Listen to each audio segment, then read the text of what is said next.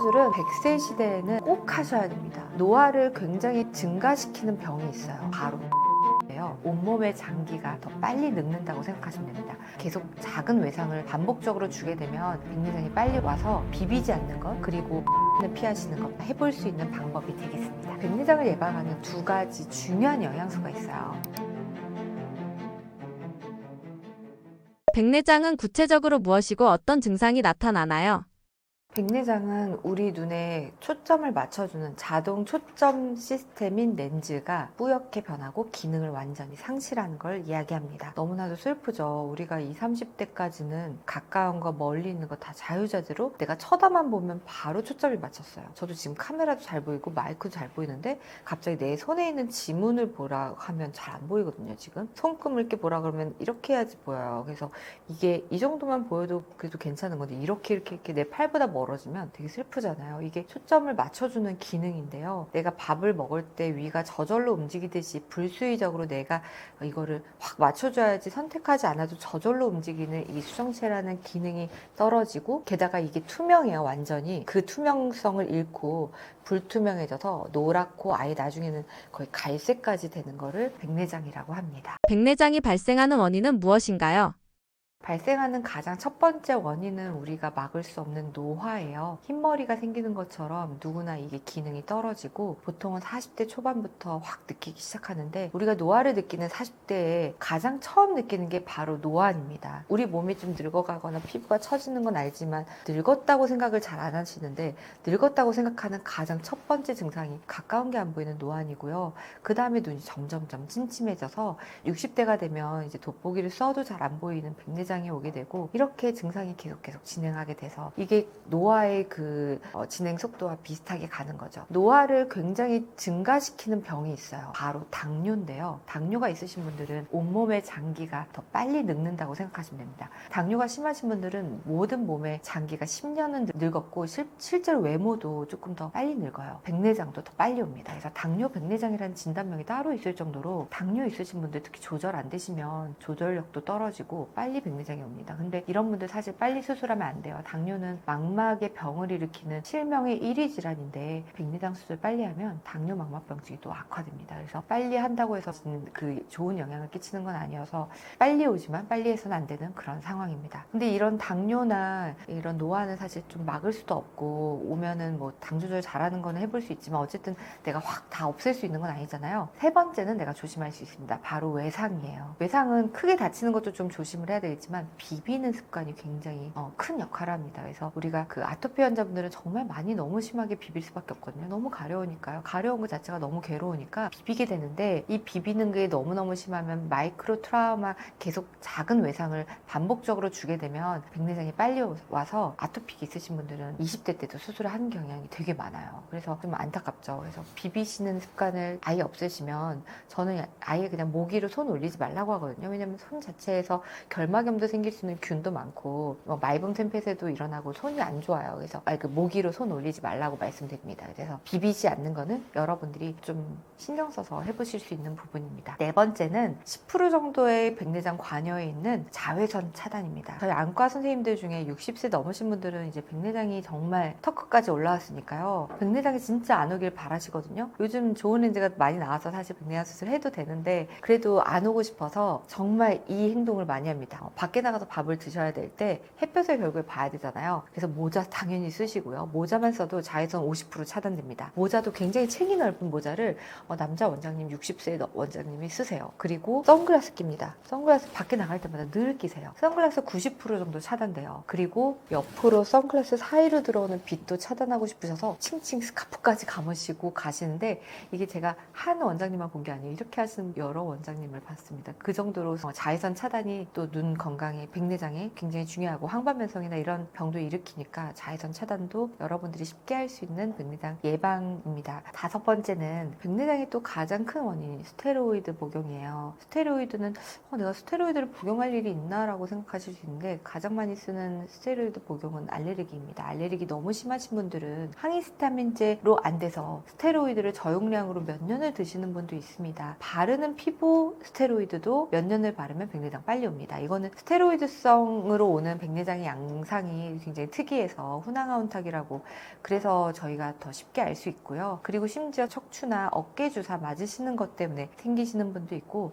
저는 예전에 윤곽 주사를 여러 대 맞으셔서 그게 스테로이드 들어가 있는 성분이 있고 없는 성분이 있는데 들어가 있는 성분을 맞으셨나 봐요. 그것 때문에 백내장이 오신 젊은 여성분들 봤습니다. 그래서 이러한 약 성분 때문에 백내장이 빨리 오는 경우도 있습니다. 그 외로 뭐 드물게 뭐 눈에 방사선 치료를 받으셨거나 하는 것도 가능성이 있겠습니다. 원장님께서 추천하시는 백내장 예방 방법은 무엇이 있나요? 네, 백내장 예방 방법은 방금 말씀드린 원인을 다 하나하나씩 모두가 다 제거를 하는 게 좋겠죠. 근데 만약에 당뇨가 안 오게 하고 싶다면 당뇨는 가장 큰 예방이 비만을 예방하는 거기 때문에 그렇게 해서 당뇨를 예방하거나 아니면 당뇨가 왔어도 정말 잘 조절되는, 요즘 약이 정말 잘 나와서 식습관으로 조절을 하시려고 안 하셔도 됩니다. 그래서 나한테 맞는 약을 잘 찾아주는 의사 선생님을 만나서 당 조절을 잘 하시는 거, 이거 굉장히 중요하고요. 비비지 않는 것, 그리고 자외선을 피하시는 것, 이 두 가지도 저희가 해볼 수 있는 방법이 되겠습니다. 그리고 이 이외에도 이건 다 이제 피하고 조심해야 되는 건데요. 백내장을 예방하는 두 가지 중요한 영양소가 있어요. 두 가지는 바로 첫 번째는 비타민C, 두 번째는 글루타치온입니다. 글루타치온은 미백주사라고 해서 굉장히 유명한 주사인데요.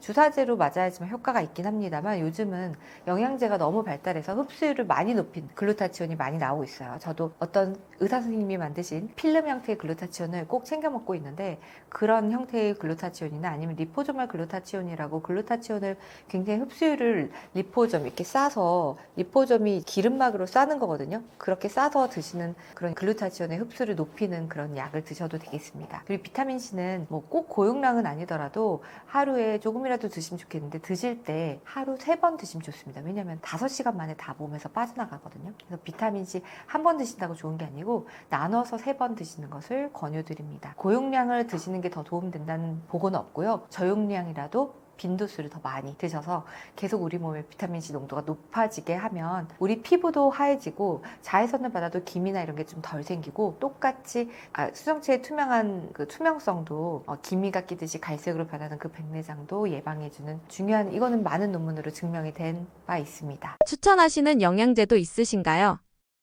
저는 비타민C는 그 영양제는 우선 원료를 보셔야 되거든요. 원료가 괜찮은지. 그리고 사실 좋은 회사에서 나온 게 불순물이 적어요. 영양제의 독성은 그 영양 성분 때문이 아니고 같이 들어간 독성 물질 때문이에요. 그래서 그런 것들을 좀 따져가면서 드시려면 아무래도 브랜드가 좀 괜찮은 영양제를 드시는 게 좋겠습니다. 비타민C는 뭐 요즘 과하게 비타민, 메가 비타민을 먹어야 된다 이런 논란이 많이 있는데, 저는 사실 그 부분은 잘 모르지만 논문을 찾아보면 메가 비타민을 먹는다는 게 더 효과가 있다는 논문은 아직은 없고요. 백내장을 억제하는 약으로 비타민C가 있는 건 사실이고, 비타민C는 아무리 좋은 약도 5시간 이내면 다 분해가 돼서 소변으로 빠져나갑니다. 그래서 아무리 많이 먹어도 빠져나가니까 조금 빈도를 높여서 하루 3번 드시는 거, 식후 3분에 드시는 것을 권유드립니다. 그리고 글루타치온은 이제 주사를 맞는 것도 굉장히 좋은데, 그 리포조말로 쌓여 있어서 흡수율을 높이거나 아니면 먹는 약이 아니라 좀 설화로 먹거나 이렇게 필름 형태로 먹어서 흡수율을 높인다든지 그런 흡수율을 높이는 방법 쪽으로 가시는 걸 권유드리고, 사실 글루타치온은 먹는 약으로 하는 게 아니라 우리 몸에서 운동을 열심히 해도 흡수율을 높이거든요. 글루타치온을 합성하는 데 도움이 되는 그런 운동이나 잠을 잘 주무시고 이런 것도 굉장히 중요하겠습니다. 백내장 수술을 꼭 해야 하는 건가요? 백내장 수술은 100세 시대에는 꼭 하셔야 됩니다. 정말 저는 백내장 수술을 미루는 거를 정말 너무, 이거는 모두가 다 아셔야 된다고 생각하는데요. 언제까지 수술을 꼭 해야 되냐면요, 80세까지입니다. 80세까지 어느 정도 보인다고 하더라도 꼭 그때 수술을 꼭 받으십시오. 왜냐면 80세 넘어서는요, 여기저기 다 아프고요. 그리고 약간 인지장애도 떨어지게 됩니다. 그래서 내가 잘 안 보인다, 보인다에 대한 인지가 좀 떨어지는데, 게다가 또 잘 안 보이게 되면 인지가 더 빨리 떨어집니다. 그리고 뼈가 부러지거나 이러면 잘 안 붙는 시기가 되는데, 골절이나 이런 게 백내장과 굉장히 연관성이 크고 그 리스크를 높여주기도 하고요. 그리고 80세가 넘으면 수정체 주변에 수정체를 매달게 하는 끈들이 굉장히 약해집니다. 그래서 수술할 때 리스크가 어마무시하게 올라가요. 그래서 백내장이 심하지 않아도 백내장 수술 후에 시력이 바로 안 나올 가능성과 회복이 더딜 가능성, 그리고 수술하고 나서 수정체가 렌즈가 들어있는 인공 수정체가 조금 틀어질 가능성, 이런 것들이 너무나도 많이 높습니다. 높아집니다. 그리고 시력이 잘 보인다고 하더라도 실제로 시력을 쟀을 때 0.23밖에 안 나오는 경우도 허다해서 만약에 이 영상을 보시는 분들이나 아니면 어머니 아버지가 80세가 넘으셨는데 백내장 수술 안 하셨다 그러면 꼭 안과에 가셔서 실제 시력을 한번 재보세요. 내가 뿌옇게 보인다고 하더라도 보이긴 다 보이니까 나 잘 보여라고 말씀하시는데 실제 시력은 0.23밖에 안 나오시는 분들 많이 있거든요. 만약에 그런 상태에서 운전을 계속 하시거나 그러면 그거 자체도 위험하고, 그리고 정말 미루다 보면 더 중요한 몸에 문제가 생겨서 더 뒷전으로 하게 되고, 그러다가 90세가 넘어서까지 백내장 수술을 안 하면 그런 분들을 수술을 받아주는 안과가 많지 않을 수도 있습니다. 왜냐면 리스크가 훨씬 커지기 때문에요. 그래서 저한테 오시는 경우에는 80세가 넘으셔서 수술을 하고 싶은데 여러 군데가 아파서 병원에 장기간 입원하시고 뭐 여러 군데 또 다른 문제를 해결하다가 86세, 7세가 돼서 정말 시력이 0.1 이하로 떨어지고 내가 스스로 밥을 해먹는 것조차 힘들어져서 어쩔 수 없이 가족들이 모시고 오는 경우가 굉장히 저는 많이 봤습니다. 그럴 때에는 수술하고 시력도 최종 시력도 잘 안 나오는 경향이 있어요. 그래서 그렇게 되기 전까지 꼭 간단하게 10분이면 끝날 때에 수술을 하시는 것을 권유드립니다. 그런데 만약에 이 영상을 보시는 분이 그럼 80세 이전이라면 그럼 나는 언제 수술을 하면 좋을까라는 고민도 많이 하실 거예요. 저는 만약에 내가 일상생활에 불편감을 준다 그러면 해야 된다고 생각하는 사람인데요. 왜냐면 우리 인생이 그렇게 길지가 않잖아요. 짧은 인생도 잘 보고 아름다운 세상도 많이 보고 살아야 되는데, 그럼 그 기준이 어떻게 되냐면요, 야간 운전을 하기가 어려워진다, 그리고 영화관에서 영화 자막이 잘 안 보인다 그러면 수술을 하시길 권유드립니다.